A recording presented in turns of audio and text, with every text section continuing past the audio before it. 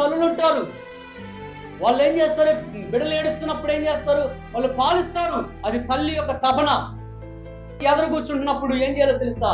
బయట కొంగు కప్పుకొని పిల్లలకి ఏం చేయాలి? వాళ్ళు ఏడుస్తున్నప్పుడు వాళ్ళకి పాలు ఇవ్వాలి.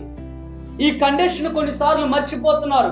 ఇది తప్పుగా నేను మాట్లాడుతున్నట్లయితే మీరు అపార్థం చేసుకోకండి, క్షమించడం. ఒకవేళ అది తప్పు అయినట్లయితే అర్థం చేసుకుంటే ఒకవేళ అది సత్యమని గ్రహించి ఆ విషయంలో సరి చేసుకోండి. ఎందుకనంటే వృద్ధాప్యలో ఉన్న వాళ్ళు కాదండి, యవ్వన బిడ్డలు ఇస్తున్నారు పాలు. ఎందుకంటే వృద్ధాప్యలో ఉన్న వాళ్ళు ఎవరు 30 సంవత్సరాలు, 40 సంవత్సరాలు, 50 సంవత్సరాలు ఉన్న వాళ్ళు కాదు. యవ్వన బిడ్డలు మీరు ఇస్తున్నారు. యవ్వన బిడ్డలు ఇస్తున్నప్పుడు ఎవరు సరి చేసుకోవాలి. ఈ విషయంలో కూడా మా జీవితాన్ని సరి చేసుకున్నాను.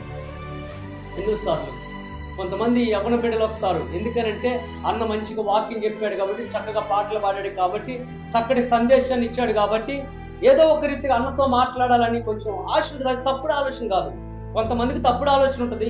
కొంతమందికి ఏంటంటే అన్నతో మాట్లాడాలి, అన్నతో కొంచెం పరిచయం ఎంచుకోవాలి, కొన్ని విషయాల్లో నేను చెప్పాలి, చెప్తే నా కోసం అన్న ప్రార్థన చేస్తాడు, నాకు కొన్ని విషయాలు తెలియజేస్తాడు అనే ఉద్దేశంతో కొంతమంది అమ్మాయిలు వస్తారు. చెల్లెల్లో కొంతమంది చెల్లెలు వస్తారు కొంచెం పాడు బుద్ధి, పాడు ఆలోచనలతోని.